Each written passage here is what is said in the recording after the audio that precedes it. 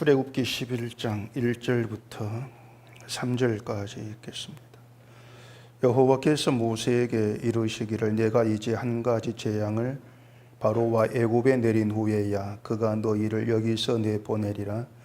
그가 너희를 내보낼 때에는 여기서 반드시 다 쫓아내리니 백성에게 말하여 사람들에게 각기 이웃들에게 은금 패물을 구하게 하라 하시더니 여호와께서 그 백성으로 애굽 사람의 은혜를 받게 하셨고 또 그 사람 모세는 애굽 땅에 있는 바로의 신하와 백성의 눈에 아주 위대하게 보였더라. 아멘. 기도하겠습니다. 하나님께서 다스리시는 이 세상 속에 우리가 하나님의 은혜로 머물러 살아갑니다. 이 세상 안에서 하나님을 믿는 하나님 백성으로 살아감이 어떠한 것인가를 오늘 이 말씀 안에서 또 생각하게 하시옵시고 이 세상에서 날 위해 내 인생을 살아가는 것이 아니라 하나님께 붙들린 자로 하나님 백성으로 살아가는 저희가 되어지도록 해주시옵소서. 예수님 이름으로 기도합니다. 아멘. 신자라는 것을 여러 가지 말로 우리가 설명할 수 있겠지만은 신자라고 하는 게 어떤 존재인가 하면은 나에게 은혜를 베푸신 분이 있고 그 은혜로 인해서 내가 살아간다. 이걸 아는 사람을 신자라 이렇게 얘기가 되어집니다. 기독교인들이 그 대개 보면은 이 신자라고 했을 때 그 신자라는 그 증거를 자꾸 이 교회에서의 어떤 활동과 또 세상에 인정해 주는 어떤 그런 그 선한 행동을 하는 것으로 신자됨이 이제 보여진다. 그런 생각들을 많이 하는데 그렇게 그 생각하는 것, 신자됨의 증거를 그렇게 보여지는 것에다가 못을 받고 생각을 한다는 것이 하나님의 은혜를 가볍게 여기는 것이다. 그걸 염두에 두셔야 됩니다.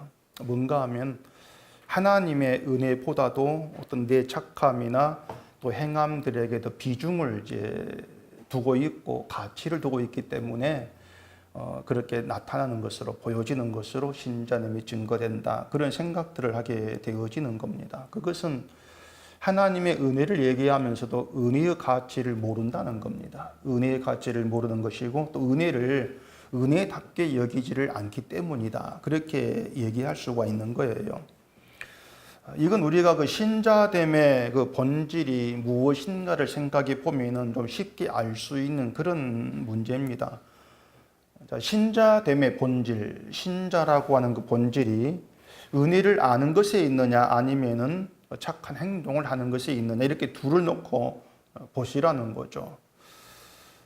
이렇게 물으면 이제 뭐 은혜를 아는 게 신자됨의 본질이다 그렇게 대답을 할 겁니다. 그런데 말은 그렇게 이제 해놓고 생각은 다시 또 그래도 이제 우리가 교회에서의 활동이나 그렇게 선한 행동을 해야 그게 신자됨의 증거 아니겠는가 이렇게 이제 흘러가게 되어지는데 자꾸 생각이 그렇게 흘러간 이유는 뭐 여러 가지 이유가 있을 수가 있습니다.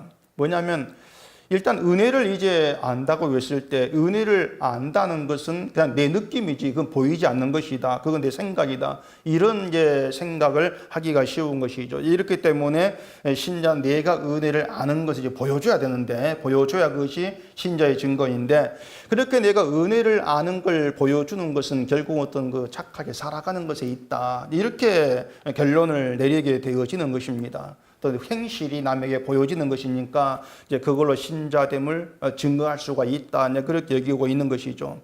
또 한편으로는 신자가 은혜를 아는 것은 당연하고 쉬운 거예요. 이것은 신자이기 때문에 은혜를 아는 건 너무 쉬운 문제인데 그렇게 쉬운 걸 가지고 신자됨의 증거라 이렇게 얘기할 수 있느냐. 은혜를 가지고 내가 다른 삶을 사는 것을 보여줘야지 이런 생각을 하게 될 수도 있는 거예요. 그러니까 은혜에 대한 기독교인들의 그 큰 오해가 뭔가 하면은 우리가 신자로서 하나님의 은혜를 알게 되어지는 것을 이걸 쉬운 문제로 그렇게들 생각을 한다는 것이 큰 오해인 거예요. 근데 은혜를 안다는 것은 생각처럼 쉬운 문제가 아닙니다. 쉽다는 정도가 아니고 우리는 하나님의 은혜를 본질적으로 알 수가 없는 그런 존재들이에요. 하나님께서 은혜를 보여줘도 그것을 우리는 배척을 하고 반대를 하고 밀어내면서 자꾸 내가 원한 쪽으로 흘러가고 있는 것, 이것이 인간이라고 하는 겁니다. 이건 우리가 애굽의 그 재앙을 보면 알 수가 있는데, 자, 지금 애굽 재앙이 계속해서 반복이 되고 있죠. 바로는 이제 재앙이 히브리 민족의 신 여호와 하나님이 내리신 것이라는 것도 바로가 지금 눈치를 채고 있는 그런 상태입니다. 그렇다면 애굽은, 이 바로는 그 반복된 재앙에서 뭘 생각을 해야 되겠냐고 하는 거예요. 하나님께서 내린 재앙은 하나만 가지고도 애굽을 고통스럽게 할 수 있는 그런 재앙입니다. 근데 만약 재앙이 하루아침에 끝나지 않고 이게 뭐 한 달, 1년간 계속 된다면 어떻게 되겠습니까? 우박이 내리는 것이 한 달 동안 계속 되어진다. 뭐 집 밖으로 나오지 못할 것은 물론이고, 온 나라에 우박이 쌓이고, 우박이 녹으면 거기에 또 물이 돼가지고 온 땅이 또 엉망이 될 거예요. 생활 자체가 불가능해지지 않겠습니까? 또 메뚜기가 한 달 동안 계속 되어진다. 생각해 보면은 이건 뭐 나라가 존재할 수가 없는 그런 상태가 될 수밖에 없다는 얘기죠. 미국에 이제 허리케인이 지나가면서 사람 죽고 재산 피해가 많이 났거든요. 그런 허리케인이 그냥 지나고 마는 것이 아니고 한 달 동안 도시를 빙빙 돈다고 생각해 보세요. 안 떠나고. 한 도시가 완전 폐허가 되지 않겠습니까? 한 달은 계속 되어진다면은. 이걸 생각하면은요, 우리가 이제 자연재해라고 하는 그런 것들을 통해서도 이 세상 만물을 다스리는 하나님, 우리를 살게 하고 있다. 우리는 그런 생각을 하지 않을 수가 없다는 얘기죠. 재난들을 보면서 이 재난이 한 달 계속된다면, 1년 계속된다면 우리가 존재할 수가 있는가? 이 세상 자체가 존재를 못할 거야. 이런 결론 내린다면 우리가 지금 존재하는 것이 하나님의 은혜라는 우린 답을 내리지 않을 수가 없다고 하는 거죠. 근데 우린 그걸 생각지 않고 살아가는 거예요. 그게 이 세상의 인간이라는 겁니다. 내가 사는 곳에만 별일 없으면 되는 것이고, 나만 괜찮으면 돼. 이런 그 생각들이 우리가 머물지 않습니까? 그렇게 오면은 애굽의 재앙도 이스라엘 입장에서는 그들과 상관이 없는 것이고, 또 그 애굽 재앙을 바라보는 시각이 오늘 우리가 딴 나라의 어떤 재난을 바라보는 것과 다르지가 않다고 하는 거예요. 더군다나 자기를 괴롭혔던 애굽이 그 재앙을 받는 걸 보면은 얼마나 고소하겠습니까? 하나님 무시하고 우리를 괴롭고 꼴 좋다 박수를 치고 환영할 그런 일일지도 모르겠어요. 그러니까 그런 과정들을 통해서 드러나는 것은 이 사람은 도무지 하나님의 은혜를 생각지 않은 존재라는 겁니다. 이스라엘도 마찬가지고 바로도 마찬가지고, 하나님의 세상을 주관한다 이러면 우리가 참 잘하고 있는데, 그 세상을 주관하시는 하나님의 은혜로 우리가 살고 있다는, 그건 생각지를 않고 있는 것이죠. 근데 그런 것들을 우리에게 이제 보여주는 것이 뭔가 하면은, 이 사람은 하나님을 믿는다고 하는 사람이나 믿지 않는 사람이나 은혜를 무시하는 이러한 인간성에서는 다르지가 않다고 하는 거예요. 우리가 그것을 이 애굽과 이스라엘을 보면서 확인해 가는 거예요. 똑같구나 이것을. 말씀드린 것처럼 애굽에 반복되는 그 재앙을 보면서 우리가 생각을 해야 되는 것은, 애굽이 지금 존재하고 있는 것 자체가 하나님의 은혜다. 근데 바로는 그걸 계속해서 무시하고 있다는 것이죠. 그걸 통해 이스라엘에게 그들의 모습을 보여주고 있는, 그게 애굽의 재앙의 그런 사건이라고 제가 말씀을 드렸죠. 1절 다시 보십시다. 여호와께서 모세에게 이르시기를, 내가 이제 한 가지 재앙을 바로와 애굽에 내린 후에야 그가 너희를 여기서 내보내리라. 그가 너희를 내보낼 때에는 여기서 반드시 다 쫓아내리니. 이제 마지막 재앙에 대해서 모세에게 하나님께서 말씀을 하고 있습니다. 그리고 4절부터가 이제 모세가 바로에게 가가지고 하나님께서 예고한 마지막 재앙에 대해서 이제 바로에게 내용을 전하죠. 자, 이렇게 지금까지 그 반복된 애굽 재앙은 모두가 먼저 하나님 예고가 있어요. 먼저 예고를 하고 계시는 겁니다. 재앙을 대해서 모세를 통해서 먼저 말씀하시고 말씀한 대로 재앙을 하나님이 내리고 계시는 것이죠. 이게 뭘 의미하냐면, 애굽이란 나라가 겉으로 보면은 바로의 뜻에 의해서, 바로의 어떤 그 다스리는 그 힘에 의해서 굴러가는 것처럼 보이는데, 실제로는 하나님께서 애굽을 이끌어 가신다는 걸 보여주고 있는 거예요. 그런 재앙들 하나하나가. 하나님이 세상을 창조하신 후부터 지금까지도 하나님이 온 세상을 끌어가신다. 그걸 보기 위한 내용이에요. 재앙에 대해서 하나님의 예고가 있고 예고한 대로 재앙이 그대로 시행이 되고 있다면 그건 하나님께서 재앙으로 스스로를 드러내고 계시는 것이죠. 재앙을 통해서 하나님 존재한다. 이 세상을 하나님이 손에 쥐고 다스린다. 이것을 드러내고 계시는 거예요. 그러니까 재앙이 예고되었다. 예고된 대로 재앙이 시행된다. 그것은 하나님이 계신다. 하나님이 계시고 애굽도 하나님의 손 아래에 있다. 이걸 드러내는 게 되는 것이죠. 또 2절 보십시다.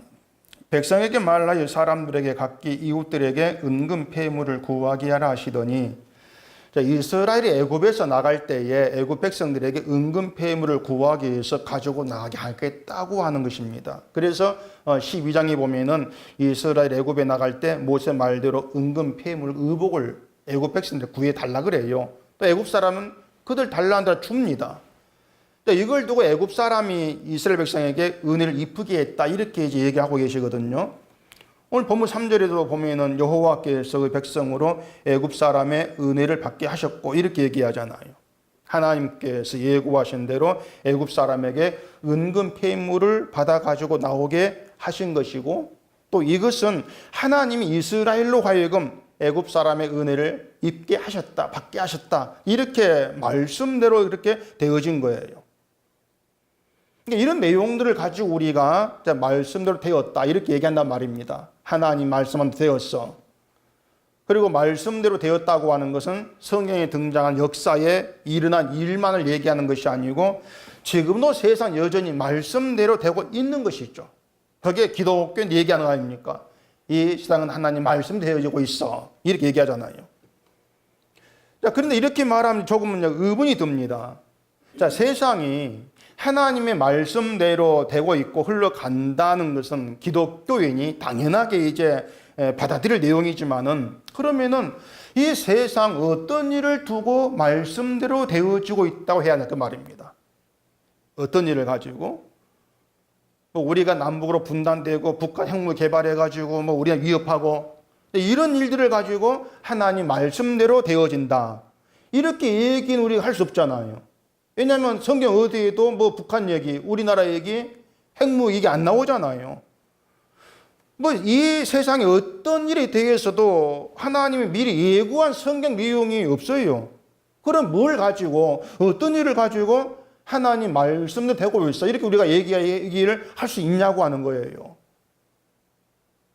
말씀대로 된다는 것은 하나님 어떤 사건에 대해서 미리 말씀한 다음에 그 말씀대로 사건이 일어난다.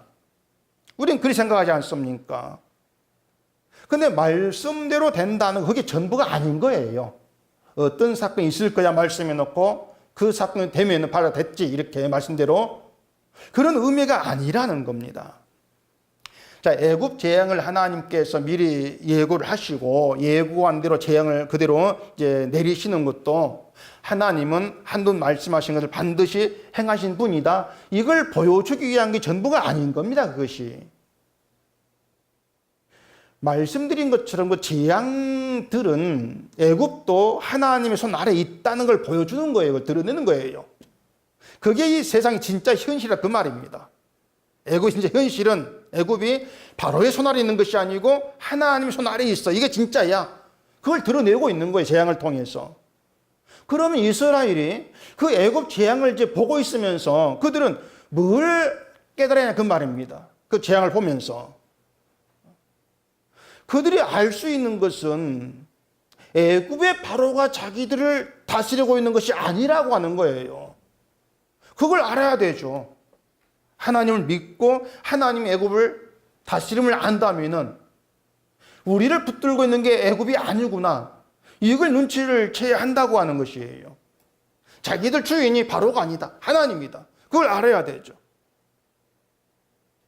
비록 수백 년간 애굽의 고통 겪으며 살아왔지만 실제로는 그 고통의 세월 속에서도 하나님 우리에게 함께 했다는 것이고 하나님께서 우리를 이끌어왔다는 거예요. 그걸 알아야 되죠. 근데 그러한 것들을 놓치고 생각지를 못하는 것은 하나님이 함께하고 하나님이 이끌어왔다면 왜 고통이 있지? 늘 그 생각 때문에 그런 거란 말입니다. 그게 늘 방해를 해요. 하나님이 함께 한다면 내가 원한 인생도 되어야 되지. 이게 박혀 있는 거예요. 그러다 보니까 내 뜻대로 안 된 인생은 마치 하나님이 함께 하지 않는 것처럼, 하나님이 인도한 인생이 아닌 것처럼 그렇게 간주를 해버리는 거죠. 그러다 보니까 세상 힘을 바라봐요. 이스라엘 애굽의 바로의 힘 앞에 쩔쩔 매는 것처럼 그렇게 되어져 볼 수밖에 없다고 하는 것입니다. 그러니까 그런 이스라엘을 하나님 백성다운 자리에 끌어놓기 위해서 재앙을 반복해서 내리고 계시는 거예요. 이걸 봐라, 이걸 봐라, 이렇게 나오신단 말입니다. 자, 이스라엘이 애굽에서 나올 때 애굽 백성에게 은근 폐물을 구하라고 하셨지만은, 자, 재앙이 없는 평소 때라면은 애굽 백성이 이스라엘이 요구한 대로 은근 폐물 준다는 있을 수 없는 일이지 않습니까? 그럴 가능성이 없어요. 왜 줍니까? 불가능한 일이죠. 평소 같으면은. 근데 하나님께서 말씀한 대로 애굽 백성이 이스라엘 요구대로 은근 폐물을 주잖아요. 그 재앙 속에서. 그렇다면 이스라엘이 자기들 손에 들어온 그 은근 폐물, 애굽 사람의 것을 바라보면서 뭘 알아야 그 말입니다. 뭘 알아야 될 것인가? 야, 우리 은근 폐물 이제 가졌다. 그러면 안 되잖아요. 그 3절에서 이것을 하나님 애굽 사람에게 은혜를 받게 하신 것으로 얘기하지 않습니까? 그 12절 36절도 그렇게 얘기를 합니다. 그 뒤에 12장 36절 보십시다. 여호와께서 애굽 사람들에게 이스라엘 백성에게 은혜를 입히기 하사 그들이 구하는 대로 주게 하심으로 그들이 애굽 사람 물품을 취하였더라. 자, 애굽 사람, 이스라엘이 애굽 사람들에게 은혜를 입을 이유가 없습니다. 평소 같으면. 그러니까 애굽과 이스라엘 두 관계만이라면 애굽 사람, 이스라엘 그 은혜를 베풀 이유가 없어요. 베풀지 않습니다. 근데 하나님이 개입하신 거예요. 자, 우리는 은혜를 입히게 하셨다는 이 말을 은혜를 받았다는 것에 초점을 더 생각하기 쉽습니다. 은혜를 받았어. 하나님께서 은혜를 입히기 위해서 우리가 은혜를 받았다. 많은 사람은 그렇게 생각을 합니다. 근데 성경을 이제 그렇게 보게 되면 결국 나에게 초점을 두는 결과가 돼버려요. 은혜 받은 나에게 초점을 둬버리죠. 제가 누누이 말씀을 드린 것처럼 성경 볼 때에는 나에게 초점을 맞추면 안 됩니다. 나에게 초점을 맞추면 항상 성경을 잘못 오해를 해버립니다. 내 중심으로 보기 때문에. 성경을 보면서 초점을 둬야 될 것은요, 성경은 하나님을 증거한다. 늘 거기에 초점을 두셔야 됩니다. 성경의 모든 사건들을 이야기를 통해서 하나님을 드러내고 있는 겁니다. 하나님을 계시하고 있는 거예요. 그러니까 성경 말씀들, 성경에 등장한 사건들 하나하나가 우리가 볼 수 없고 보지 못하는 하나님을 보여주고 드러내고 알아가게 하는 계시의 말씀들이에요. 이분이 하나님이다. 너희는 하나님과 이런 관계에 있다. 늘 그걸 드러내고 있는 것이죠. 은혜를 입히게 하셨다고 하는 것도 내가 은혜를 받았어. 이게 전부가 되면 안 된다는 얘기입니다. 은혜 받은 건 사실이죠. 근데 거기에 초점을 두면 안 된다는 거예요. 내가 은혜를 받았다는 것보다는 하나님이 실제하구나. 거기에 초점을 둬야 되죠. 하나님을 빼버리면은 애굽 사람에게 은혜를 받을 이유가 없고 그건 불가능하다 말이 있지 않습니까? 근데 하나님이 개입하심으로 인해서 애굽 사람에게 그 자기들을 다스렸던 주인에게 은혜를 받는 거예요. 은근폐물을 받는 거예요. 그러니까 애굽 사람 것이 내게 들어와 있어. 내게 있어. 그걸 통해서 아, 하나님이 실제하구나. 하나님으로 말미암은 은혜구나. 이걸 알아가야 되죠. 그랬을 때 우리는 우리의 삶에 주어진 것들 가운데에서 난 하나님의 은혜로 삽니다. 이 고백 가능해지는 거 이걸 통해서. 은혜로 삽니다. 하나님이 내게 실제하시고 하나님 손에 이끌 내가 살아갑니다. 이런 고백 가능한 것이죠.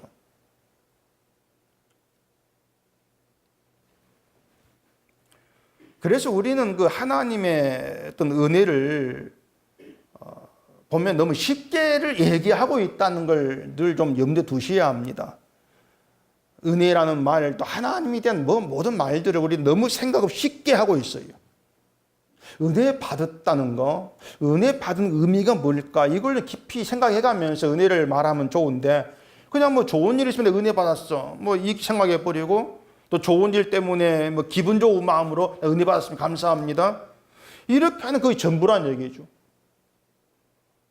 그렇기 때문에 나에게 좋은 일이 있으면 은혜를 자연히 생각을 하긴 하는데, 반대로 좋은 일이 아니고 나에게 좋지 않은 일이 있으면 은혜가 아니고 내가 벌 받았나? 징벌을 생각하는, 그렇게 되지 않습니까?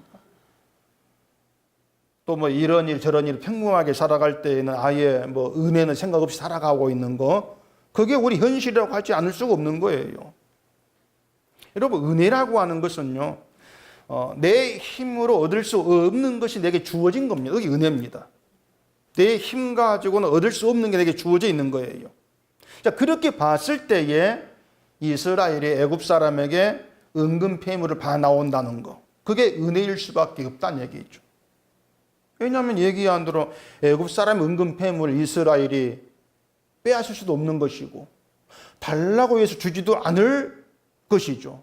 그게 정상적인 모습이죠. 근데 그 애굽 사람의 것, 그게 나에게 와 있다, 그 자체가 은혜라는, 내 힘으로 안 되는 것이 내게 주어져 있는 것이기 때문에 그게 은혜가 되는 거예요.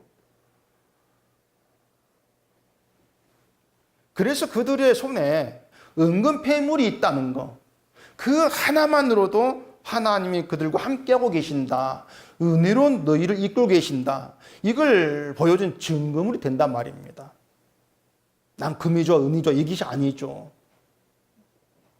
이스라엘이 어떤 형편과 처지에 있든 상관없이 하나님께 그들에게 함께하고 계신다, 그들의 하나님이 은혜로 인도하신다, 이걸 보여주는 거, 이걸 알게 위한 증거물이죠.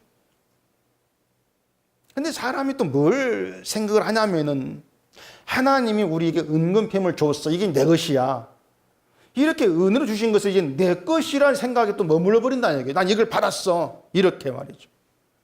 그러니까 그런 것들이 은혜로 산다는 걸 잊어버리는 거예요.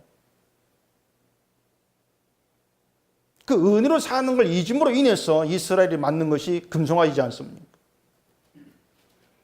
출애굽기 32장 4절 보십시다.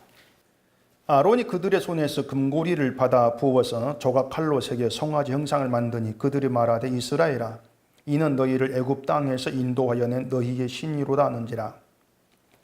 자, 모세가 하나님 부름 받아서 산으로 올라가는데 이제 오랜 시간 지나도 내려오지를 않습니다.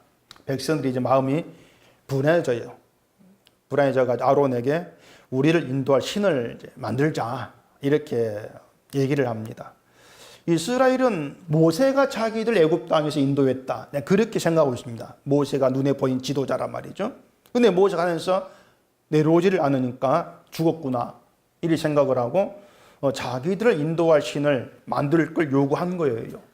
그래서 아론이 귀에서 귀고리를 이제 빼어서 가져오게 하고 그 금 귀고리로 송아지를 만든다는 얘기죠. 그 금 귀고리는 본래 이스라엘 것이 아니고 애굽 사람들의 것입니다. 노예로 지내면서 무슨 귀고리를 합니까? 금 귀고리를 합니까? 다 받아가지고 나온 것들이죠. 그러니까 하나님이 은혜를 입기 위해서 주신 것인데, 그걸 가지고 자기들을 인도할 눈에 보이는 신을 만들어낸 거예요. 금 귀고리, 그게 내 귀에 걸려있고 내 손에 있던 자체가 하나님이 그들을 인도한 증거물인데, 그 자체가 애굽에서 가지고 나온 것이, 그걸 하나님의 은혜로 보지를 못하니까 눈에 보인 뭔가를 만들어내겠다, 이렇게 나온 거란 얘기죠. 그러니까 하나님께서 은혜를 베푸시고 은혜로 인도한 증거가 그들 손에 있는데, 자기 손에 있는 걸 가지고 은혜를 보지를 못한다는 거죠. 그게 이스라엘의 모습이에요, 그것이. 그리고 그것이 오늘 우리의 실정이라 그 말입니다. 우리의 손에 주어져 있는 거, 쉽게 말해서 우리가 예수 그리스도를 믿는 그 믿음이 내 속에 있다는 그 자체가 하나님이 함께하고 나를 은혜로 인도한다 증거물인데, 우린 그걸 증거물로 거의 간주하지 않지 않습니까? 누구나 그렇게 믿고 있는 거 여겨버리잖아요. 그러다 보면 눈에 보이는 걸 자꾸 찾고 있는 거예요. 증거물 속에 있는데, 주어져 있는데 불구하고. 그게 이스라엘이고 오늘 우리란 얘기입니다. 그렇게 은혜로 보지를 못하기 때문에 불안감이 있죠. 염려가 있고. 그 불안감에서 벗어나기 위해서 내가 의지할 눈에 보이는 것을 따로 만들어내려고 하죠. 그걸 아론에게 요구한 거예요. 보이는 걸 의지하겠다. 이게 하나님을 믿지 않는 인간 실상이에요. 하나님 주신 것이 있는데 그 주신 것에서 은혜를 보지를 못하니까 내가 의지할 만한 다른 걸 자꾸 만들어내려고 하는 거예요. 자, 우리는 우리에게 주어진 모든 걸 하나님의 은혜라 이렇게 얘기합니다. 나의 모든 게 은혜입니다. 그 말이 뭐냐면요. 내게 있는 모든 것은 다 내 힘으로 가질 수 없는 것들입니다. 그 뜻이에요. 말로만 은혜입니다 하지 마시고 내게 있는 그 어떤 것도 내 힘으로는 가질 수 없는 것들입니다. 그게 은혜라는 말이 들어있는 거란 말입니다. 근데 우리가 은혜라는 말은 해도 속마음이 안 그렇다는 얘기예요. 자꾸 늘 내 힘으로 내가 이래서 가진 것들, 그런 생각들은 늘 강하게 머물러 있지 않습니까? 그러니까 그런 생각들을 한다는 것이 뭘 잊고 있는 것인가 하면은 내가 가졌다고 생각하는 것들 하나하나가 내가 내 계획을 이루어가지고 내가 얻어낸 내 것이다. 이것이 아니라는 걸 모른다는 얘기예요. 자, 하나님께서 마지막 재앙을 예고하시면서 그 재앙을 내린 후에야 애굽에서 바로가 너희를 내보낼 것이다. 이렇게 말씀을 합니다. 그리고 나갈 때 은근 배물을 구하라. 이렇게 말씀하지 않습니까? 자, 이렇게 이스라엘 백성이 애굽에서 나가고 나갈 때 은근 배물을 구해서 들고 나가고 이러한 모든 것들은 모세가 계획한 것도 아니고 이스라엘이 생각하고 요구한 것도 아니에요. 그 누구도 그런 계획을 짠 일이 없습니다. 하나님께서 세우신 일이에요. 하나님 작정하시고. 이스라엘은 애당초 애굽에서 나갈 생각도 안 합니다. 그냥 수백이 살아왔으니까 이렇게 살긴 좋사오니 뭐 그냥 그렇게 살려고 하는 마음 먹었죠. 단지 그들은 몸만 편하면 된다 이것이었어요. 몸만 편하면 돼. 만약 그들 뜻대로 되었다면은 몸은 편했을지라 여전히 애굽의 종이었을 것이고 애굽사를 은근 패물을 손에 쥐는 일 없을 것입니다. 그렇기 때문에 그들 손에 애굽의 것이 그들에게 있다는 그것이 하나님 우리의 삶을 하나님 뜻대로 인도해 가시고 가고 계신다는 것을 보여주고 있는 게 되는 거예요. 얘기한 대로 우리가 예수님을 믿는 믿음 가운데 있다는 거, 이것은 우리의 계획도 아니었고 우리가 애당초 내 인생을 예수를 믿는 인생을 꿈꾼 적도 없습니다. 하나님에 의해 그렇게 되어진 것인데 그 믿음이 내게 있다는 것 자체가 내가 얻을 수 없는 게 대해서 주어져 있다는 것이고 그것이 바로 하나님이 나를 인도해 계신다 증거란 얘기죠. 그 증거를 증거답게 보자는 얘기입니다. 그게 믿음이니까 그게 신앙의 삶이니까. 우리에게 믿음을 주셔서 세상 마지막 때까지 영원한 생명의 그 나라에 들어가기까지 우리를 하나님께서 놓지 않고 인도해 가실 거예요. 그게 우리 믿음이라면요. 예수님이 오실 그날까지 이 땅에 무슨 일이 있다 할지라도 하나님은 자기 입장 안 놓으신다는 겁니다. 놓지 않으신다는 것이고 하나님은 우리가 살아오고 살아갈 세상 역사에서 계속 그걸 보이고 계시는 거예요. 남들 놓지 아니한다. 계속 보이고 계시는 것이죠. 그래서 신앙이라고 하는 것은요. 세상의 모든 일에서 하나님이 실제하시고 하나님이 자기를 드러내면서 자기 백성을 영원한 생명으로 인도하고 계신다. 이걸 볼 줄 아는 눈이 있는 겁니다. 그게 신앙이에요. 이걸 볼 줄 안다는 것이죠. 세상에 겉으로 보면은요, 권력 가지고 돈 가진 사람들에 의해서 굴러가는 것도 보일 겁니다. 이 세상이라고 하는 것이. 그리 보면 세상에서 별로 가진 것이 없는 그런 나는 아무것도 아닌 초라한 존재로 생각되기도 할 거예요. 그런데 우리가 하나님이 다스리는 신앙의 눈으로 세상을 본다면은 세상은 하나님에 의해 존재하고 있습니다. 그게 우리의 믿음 눈이 돼야 되죠. 이 세상이 하나님이 계시고 하나님이 뜻대로 인도에 가신다고 하는 것을 지진으로 보이기도 하시고 뭐 태풍으로 보이기도 하시고 여러 사건을 보이시는 거예요. 그렇게. 그래서 신자가 세상의 그런 일들을 통해서 하나님의 손에가 붙들려 있는 것이 현실이다. 하나님이 나를 은혜로 이끌어가는 게 현실이다. 이걸 보게 되어진다면 모든 일에서 우리는 은혜를 얘기할 수 있는 거예요. 은혜를 얘기하면서 하나님의 일하심을 의지하게 되어진다는 것이죠. 내 눈에 안 보여도. 이것으로 신자됨이 증거되는 거예요. 그것이.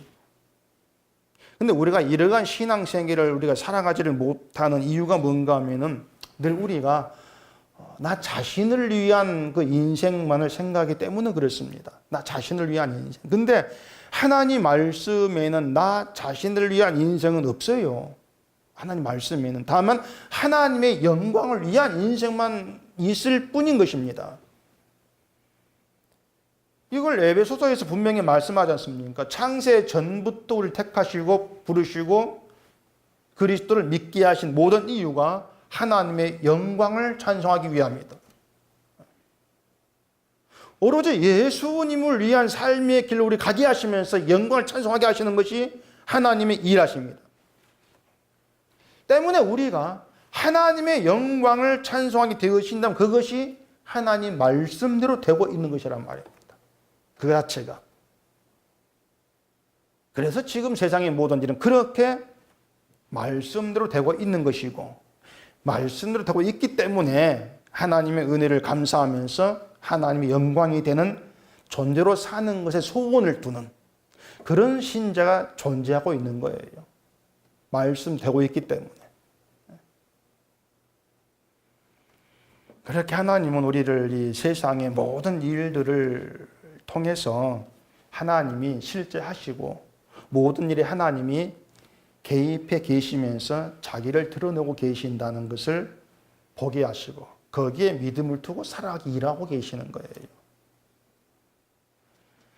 그래서 신자가 말씀 안에서 그런 신앙의 시각으로 세상을 바라본다면 우리가 그런 문제에 대해서 늘 좀 진지한 마음으로 생각을 해야 합니다.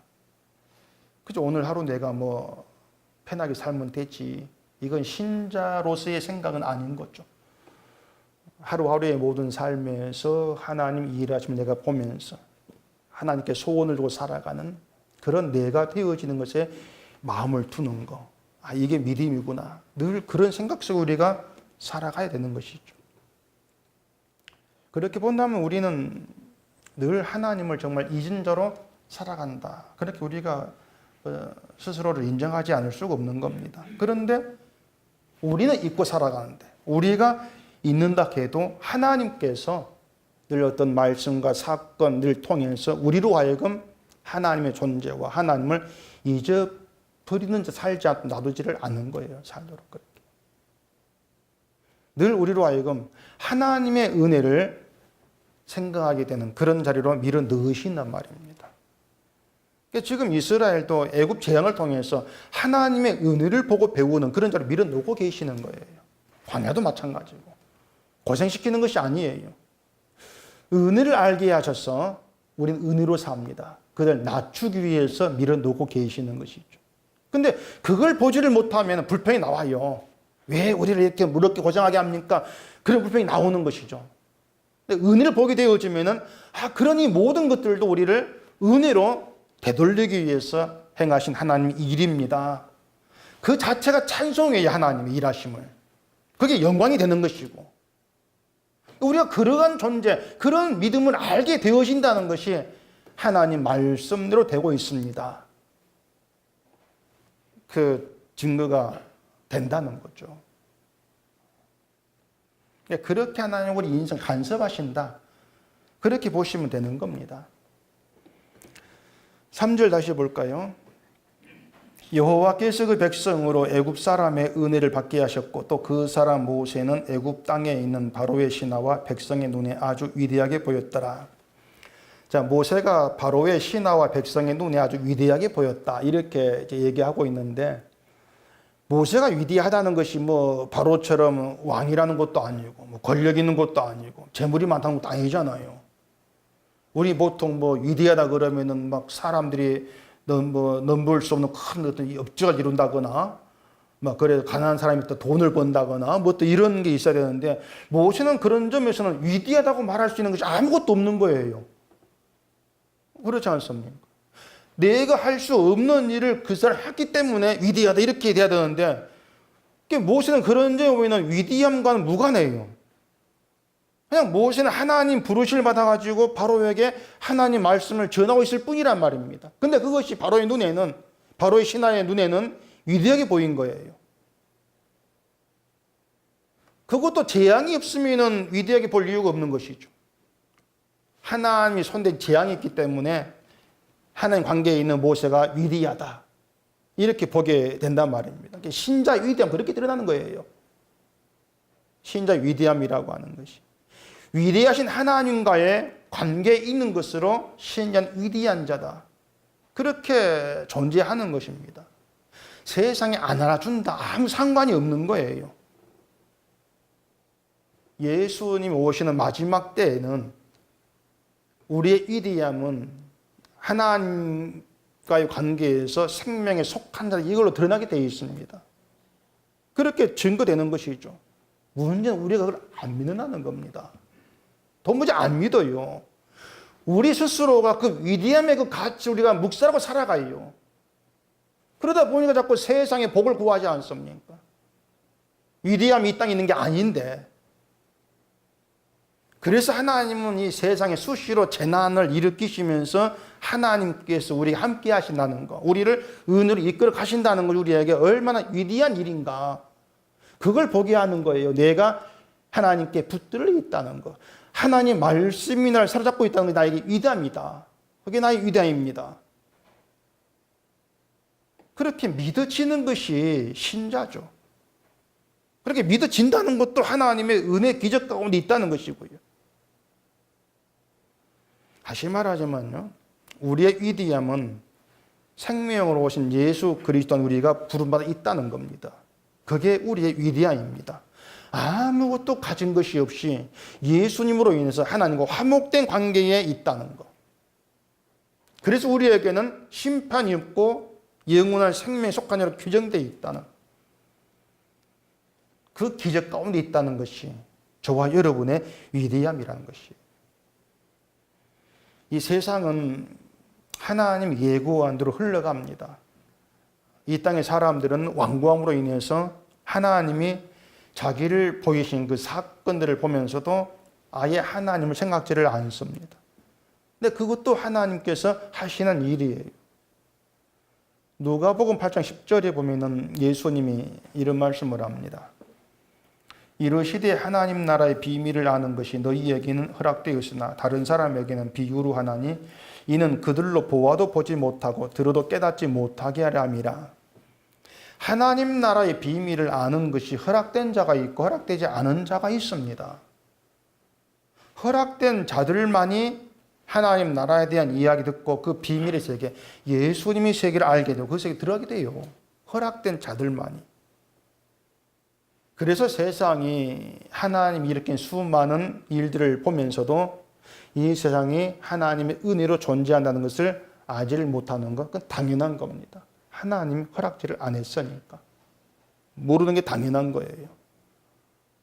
그렇게 하나님을 알지 못하는 게 당연한데 우리가 하나님에 대해서 생각하게 되고 은혜를 우리가 알아가게 되고 예수 그리스도를 내 구주로 고백하게 되어진다면 그것이 하나님의 은혜로 내가 살고 있다는, 은혜가 주어져 있다는 증거가 되는 것이죠. 그 증거를 가볍게 생각지를 마시라는 겁니다. 그래 우리가 세상을 다 둘러보면은 은혜로 산다 이 말을 할 수밖에 없게 되어 있습니다. 하나님이 예고한 대로 멸망을 향해 흘러가는 세상, 그 세상을 우리가 보면서 예수님을 내가 알게 되고 생명에 속하게 된 은혜, 그 은혜를 우리 마음속에 깊이 두게 하시면서 은혜로 감사하게 만들어내신 그 하나님이 내게 함께 하신다. 그게 우리의 찬송과 감사의 이유가 되는 거예요.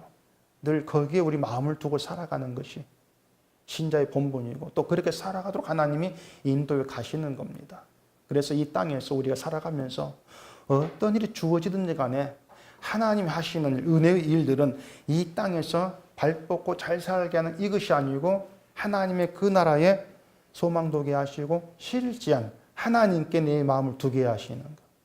이것이 하나님 일하심인 것을 늘 깊이 생각하시고 그 일하심이 내가 붙들려 있고 그 일하심을 우리가 바라보게 되어지고 그 하나님을 신뢰하게 되어지는 그런 여러분 자신에게 소망을 두시기를 바랍니다. 기도하겠습니다. 우리 아버지 하나님, 우리가 이 세상을 살아가면서 세상에 되어진 이들만 보고 때로는 실망하고 절망하고 불안해하고 염려 가운데 살아갑니다. 그러나 우리가 말씀을 통해서 확실하게 알 수가 있는 건 이 땅의 모든 일들이 하나님에 의해서 되어지고 있다는 사실입니다. 그 일하심 속에 하나님 자기 백성을 은혜로 이끄시고 하나님의 은혜를 고백하게 하는 그 일이 계속되고 있음을 우리가 알게 하시고 내 속에 주를 향한 믿음이 있고 그 주로 인해서 감사함이 있는 것으로 하나님 내게 함께하고 일하신다는 증거물을 삼는 저희가 되게 하시옵소서. 예수님 이름으로 기도합니다. 아멘.